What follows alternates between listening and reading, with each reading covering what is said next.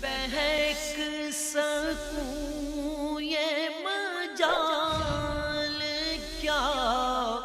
میرا رہنما کوئی اور ہے۔ الحمدللہ رب العالمین والصلاة والسلام علی سید الانبیاء والمرسلین، اما بعد فاعوذ باللہ من الشیطان الرجیم، بسم اللہ الرحمن الرحیم۔ الحمدللہ الہادی پروگرام میں مختلف ٹاپکس پر دروس قرآن کا سلسلہ جاری و ساری ہے۔ آپ کو معلوم ہے کہ الہادی پروگرام میں ہم کسی ایک قرآنی موضوع کا انتخاب کرتے ہیں اور اس سے متعلقہ چند آیات ذکر کر کے اس سے متعلق جو ضروری تفصیل ہوتی ہے اور مستند تفاسیر کی روشنی میں ہوتی ہے، وہ آپ کی خدمت میں اس لیے عرض کرتے ہیں تاکہ ذوق قرآن بڑھے، قرآن کی طرف رغبت ہماری زیادہ ہو، اور بحیثیت مسلمان کے اور محبت قرآن رکھنے کے اعتبار سے اس پاکیزہ کتاب کی زیادہ سے زیادہ معرفت حاصل ہو۔ یقینی سی بات ہے کہ قرآن میں ایک موضوع سے متعلقہ بسا اوقات کثیر آیات ہوتی ہیں، جیسے مثال کے طور پہ آسمانی کتابیں ہیں تو بہت کثیر اس سے متعلقہ آیات ہیں۔ تو ہم کوشش یہ کرتے ہیں کہ یا اللہ کی ذات و صفات پہ جیسے ہم نے کلام کیا، اب بہت ساری آیات اس پر موجود ہیں، تو ہم مثال کے طور پہ 10 آیات اگر ایسی ہیں جو اللہ تبارک و تعالیٰ کی قدرت و عظمت پر دلالت کر رہی ہیں، تو ان میں سے 2-3 کا انتخاب کر لیتے ہیں تو وہ بقیہ 7 آیات کے مضامین کو بھی کور کر لیتی ہیں۔ تو اس طریقے سے پورے قرآن کی ہر آیت کی تفسیر یا ہر آیت کے بارے میں درس قرآن بیان کرنا ممکن نہیں ہے، نہ اس پروگرام کے فارمیٹ کا یہ تقاضا ہے، بلکہ ہم ایک موضوع کا انتخاب کرنے کے بعد اس موضوع کو کلیئر کرنے کے لیے پھر ہم قرآن پاک کی آیات عرض کرتے ہیں۔ اور یہ موضوع کا انتخاب اپنے پاس سے نہیں ہوتا، بلکہ وہی قرآن کی آیات کو پہلے مطالعہ کرنے کے بعد پھر ایک ان آیات سے ہی موضوع نکالا جاتا ہے، اور پھر اس سے متعلقہ جو کچھ اللہ تبارک و تعالیٰ نے قرآن عظیم میں بیان فرمایا وہ آپ کی خدمت میں عرض کرتے ہیں۔ پچھلے جو ہمارے پروگرام چلے ہیں وہ اللہ تبارک و تعالیٰ کی ذات اور صفات کے بارے میں ہیں۔ ذات باری تعالیٰ کا کیا ایک شرعی تصور مسلمان کے ذہن میں ہونا چاہیے، تصور کو لانے کی اجازت ہے یا نہیں ہے، یا کس حد تک ایک تصوراتی اعتبار سے اللہ تبارک و تعالیٰ کی ذات کا مشاہدہ کیا جا سکتا ہے، وہ ہم نے پوری تفصیل سے بیان کیا۔ پھر اللہ تبارک و تعالیٰ کی صفات ذاتیہ اور صفات فعلیہ کے بارے میں تفصیلی کلام ہوا، اور اب انشاءاللہ جو ہم موضوع کا انتخاب کر رہے ہیں وہ آسمانی کتابیں ہیں۔ اس کے بعد انشاءاللہ عز و جل پھر نبوت و رسالت آئیں گی، پھر جنات ہیں، پھر فرشتے ہیں، جنت ہے، دوزخ ہے، اس طریقے سے خصوصاً وہ مسائل کہ جن کا تعلق یا وہ آیات جن کا تعلق ہمارے بنیادی اسلامی عقائد سے ہیں، ان کے بارے میں تھوڑی سی تفصیل عرض کر کے پھر انشاءاللہ تعالیٰ قرآن کے دیگر مضامین کی طرف بھی ہم متوجہ ہوں گے۔ تو آج آسمانی کتابوں سے متعلقہ کچھ باتیں انشاءاللہ آپ کی خدمت میں عرض کریں گے۔ یہ یاد رکھیے کہ انبیاء علیہم السلام پر اللہ تبارک و تعالیٰ نے مختلف کتب کو نازل فرمایا، جن میں سے 4 کتابیں بہت زیادہ مشہور ہیں: توریت، زبور، انجیل اور قرآن مجید۔ سب سے پہلے زبور شریف نازل ہوئی، یعنی کتابی پوری جو کتاب کی شکل میں ہے، ورنہ صحائف بھی نازل ہوئے ہیں جن کی تفصیل میں عرض کرتا ہوں۔ جو ایک باقاعدہ کتاب کی شکل میں سب سے پہلے زبور نازل ہوئی، اس کے بعد توریت تھی، پھر انجیل، اور سب سے آخر میں اللہ تبارک و تعالی نے قرآن عظیم کو نازل فرمایا۔ زبور حضرت داؤد علیہ السلام پر نازل کی گئی، توریت حضرت موسیٰ علیہ السلام کو عطا کی گئی، انجیل حضرت عیسیٰ علیہ السلام کے حصے میں آئی، اور سب سے افضل کتاب یعنی قرآن عظیم ہمارے نبی کریم صلی اللہ علیہ وسلم پر نازل کیا گیا۔ اس کی تفصیل قرآن عظیم خود بیان فرماتا ہے۔ زبور کے بارے میں اللہ تعالیٰ نے سورہ اسراء آیت نمبر 55 میں ارشاد فرمایا کہ وَلَقَدْ فَضَّلْنَا بَعْضَ النَّبِيِّينَ عَلَى بَعْضٍ، اور ضرور بے شک فضیلت دی ہم نے نبیوں میں سے بعض کو بعض پر، وَآتَيْنَا دَاوُودَ زَبُورًا، اور ہم نے داؤد کو زبور عطا فرمائی۔ تو گویا کہ پہلے اللہ تبارک و تعالی نے انبیاء علیہم السلام میں فضیلت کے اعتبار سے تقسیم کی طرف اشارہ فرمایا کہ انبیاء علیہم السلام یقیناً سب اللہ کے نبی ہیں اور سب نبوت کے اعتبار سے برابر ہیں، لیکن فضائل و کمالات و برکات کے اعتبار سے اللہ تبارک و تعالی نے ان میں فرق رکھا ہے اور بعض کو بعض پہ فضیلت دی۔ اور پھر ایک نبی کی وجہ فضیلت ارشاد فرمائی کہ حضرت داؤد علیہ السلام کو اس اعتبار سے فضیلت حاصل ہے کہ آپ کو اللہ تبارک و تعالیٰ نے زبور عطا فرمائی۔ میرا رہنما کوئی اور ہے۔ دوسری جو اللہ تبارک و تعالیٰ نے کتاب اس کے بعد نازل فرمائی وہ توریت تھی، اور یہ حضرت موسیٰ علیہ السلام پر نازل کی گئی۔ سورہ بقرہ آیت نمبر 53 میں اللہ تبارک و تعالیٰ ارشاد فرماتا ہے وَإِذْ آتَيْنَا مُوسَى الْكِتَابَ وَالْفُرْقَانَ، اور یاد کرو کہ جب عطا کی ہم نے موسیٰ علیہ السلام کو کتاب اور فرقان۔ فرقان سے مراد، فرقان کہتے ہیں حق و باطل میں تمیز کرنے والی، یہ کتاب پر ہی اس کا عطف ہے، گویا کہ اس سے مراد بھی توریت ہی ہے۔ پہلے اللہ تعالیٰ نے اس کو کتاب سے بیان فرمایا، اور پھر بعض اوقات ایسا ہوتا ہے کہ ہم جیسے اردو میں بھی کہتے ہیں بڑی مشکل و پریشانی ہے، تو اس کا مطلب یہ نہیں ہے کہ مشکل کوئی الگ چیز ہے، پریشانی کوئی الگ چیز ہے، بلکہ بعض اوقات ہم مشکل اور پریشانی جو بیچ میں ہم اور لے کر آتے ہیں، اس کے بعد جو لفظ کہتے ہیں وہ پہلے والے لفظ کی وضاحت کے لیے ہوتا ہے، تفسیر کے لیے ہوتا ہے، اس کی اور پختگی کے بیان کے لیے ہوتا ہے۔ اسی طرح اللہ تبارک و تعالیٰ نے یہاں پر بھی یہ واو جو ہے کلام عرب میں حرف عطف کہلاتی ہے، اور اس سے پہلے جو لفظ ہوتا ہے وہ بعض اوقات علیحدہ ہوتا ہے، اور حرف عطف کے بعد والا لفظ علیحدہ ہوتا ہے۔ جیسے ہم کہیں کہ جاء زید و عمر، آیا زید اور عمر، اگر اس طرح کا معاملہ ہو کہ ما قبل اور ما بعد علیحدہ علیحدہ دو چیزیں ہیں تو اس کو عطف تاسیسی کہتے ہیں۔ اور بعض اوقات ایسا ہوتا ہے کہ واو حرف عطف درمیان میں ہوتا ہے، اس سے پہلے اور بعد دونوں چیزیں لفظ علیحدہ علیحدہ ہوتے ہیں لیکن مراد ایک ہی ہوتی ہے، گویا کہ بعد والا لفظ پہلے والے لفظ کے مفہوم کو پختہ کرنے کے لیے لایا جاتا ہے، اسے عطف تاکیدی کہا جاتا ہے۔ تو یہاں پر عطف تاکیدی ہے کہ گویا کہ اللہ تبارک و تعالیٰ نے پہلے ارشاد فرمایا کہ ہم نے موسیٰ کو کتاب عطا فرمائی۔ اب کتاب سے مراد یہاں تورات ہی ہے جو تمام مفسرین نے بالاتفاق ارشاد فرمایا، اور فرقان اسی کتاب کی پھر مزید تفسیر ہے کہ وہ ایسی کتاب تھی جو حق و باطل میں فرق کرنے والی تھی، حق و باطل کو جدا جدا کرنے والی تھی، لعلکم تہتدون، تاکہ تم ہدایت پا جاؤ۔ تو گویا کہ توریت کے نزول کا مقصد بھی اللہ تبارک و تعالیٰ کی طرف سے لوگوں کو ہدایت فراہم کرنا تھا۔ تو اس آیت کریمہ سے معلوم ہوا کہ اللہ تعالیٰ نے موسیٰ علیہ السلام کو توریت عطا فرمائی۔ پھر اللہ تعالیٰ نے انجیل حضرت عیسیٰ علیہ السلام پہ نازل کی۔ سورہ مائدہ آیت نمبر 46 میں اس کا بیان ہے۔ ارشاد فرمایا وَقَفَّيْنَا عَلَىٰ آثَارِهِمْ بِعِیسَىٰ ابْنِ مَرْیَمَ، اور ہم نے بھیجا سابقہ انبیاء علیہم السلام کے نقش قدم پر، انہی کے طریقے پر عیسیٰ بن مریم کو، مصدقا لما بین یدیہ من التورات، اس حال میں کہ وہ تصدیق کرنے والا تھا اس کتاب کی جو اس کے سامنے تھی، یعنی تورات۔ پھر اللہ نے ارشاد فرمایا وَآتَيْنَاهُ الْإِنْجِيلَ، اور عطا کی ہم نے انہیں انجیل، فیہ ہدی و نور، اس انجیل میں ہدایت بھی تھی اور نور تھا۔ نور سے مراد علماء نے ارشاد فرمایا کہ احکام اس میں بیان کیے گئے تھے، گویا کہ اس میں نصیحت کی باتیں بھی تھیں جو باعث ہدایت تھیں، اور اللہ تبارک و تعالیٰ نے اس میں کچھ احکام بیان فرمائے تھے جس کا لوگوں کو مکلف بنایا تھا۔ وَمُصَدِّقًا لِمَا بَيْنَ يَدَيْهِ مِنَ التَّوْرَاتِ، اور اس انجیل کو تصدیق کرنے والا بنایا، اس کے لیے کتاب موجود تھی یعنی تورات۔ وَهُدًى وَمَوْعِظَةً لِلْمُتَّقِينَ، اور ہدایت، اس کو باعث ہدایت بنایا اور متقین کے لیے باعث نصیحت بنایا۔ اس سے معلوم یہ ہوا کہ آپ تھوڑا سا غور و تفکر فرمائیں کہ نص قرآنی اس بات کی تصدیق کر رہی ہے کہ پہلی بات تو یہ کہ انجیل حضرت عیسیٰ علیہ السلام پر نازل ہوئی، اور دوسری بات یہ ہے کہ یہ انجیل ہدایت، باعث ہدایت کتاب بھی تھی، اور متقین کے لیے اس میں نصیحتیں بیان کی گئی تھیں، اس میں احکام بھی تھے۔ تو یعنی اس میں نصیحت بھی ہے، احکام بھی ہے، متقین کے لیے ایک اس میں ہدایات کے پہلو بھی ہیں۔ تو آج یعنی جو خود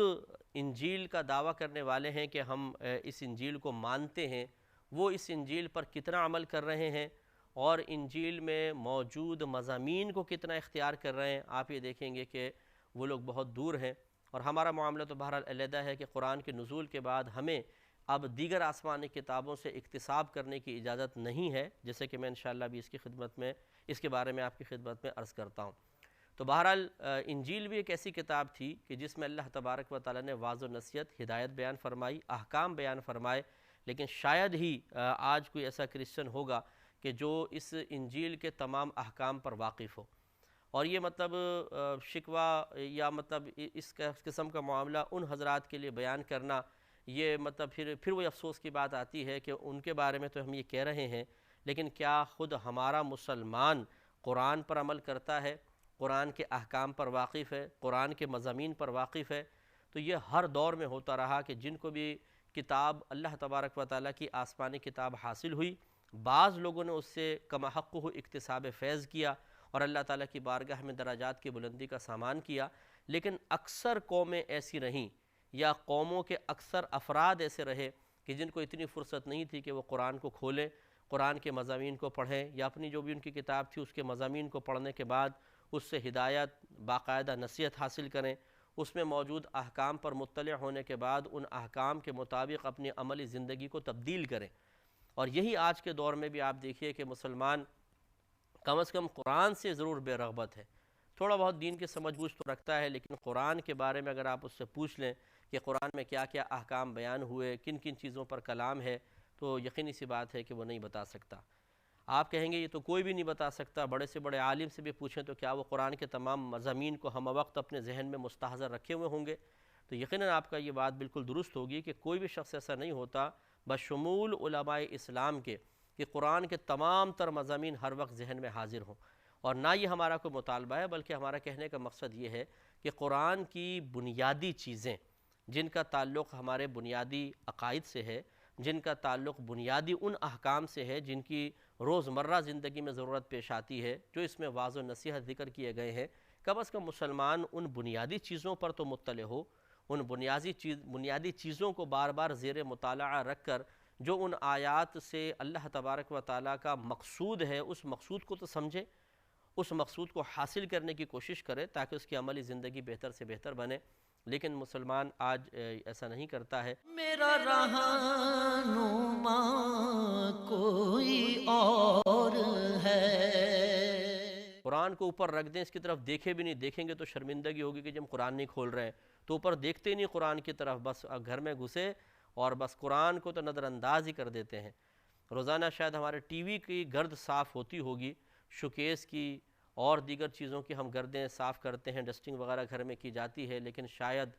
بعض لوگ اپنے گھروں کے اندر قرآن کے جزدان کو دیکھیں تو اس پہ مٹی کی بڑی تہیں جمی ہوتی ہیں، کسی کو اتنی فرصت نہیں ہوتی کہ قرآن کو کھول کے پڑھے. تو یہ بہت ہی بری چیز ہے، ایسا ہرگز نہیں ہونا چاہیے. کوئی دنیا میں کسی مقام پہ قرآن کی بے حرمتی کرے، قرآن کو مثال کے طور پہ جلا دے تو ہمارا جوش دیکھنے والا ہوتا ہے، اور ہم یہ ثابت کرنے کی کوشش کرتے ہیں کہ ہمیں قرآن سے بہت محبت ہے، اور ہم مطلب جس طرح اپنے جذبات کا اظہار کرتے ہیں وہ کرنا چاہتے ہیں کرتے ہیں. یقیناً اظہار جذبات کوئی بری چیز نہیں ہے، اور اس کو علامت محبت قرآن بھی قرار دیا جا سکتا ہے، اور ایسا ہونا بھی چاہیے کہ دل میں ایک ناگواری کے جذبات بیدار ہوں. لیکن یہ بات ضرور قابل توجہ ہے کہ کیا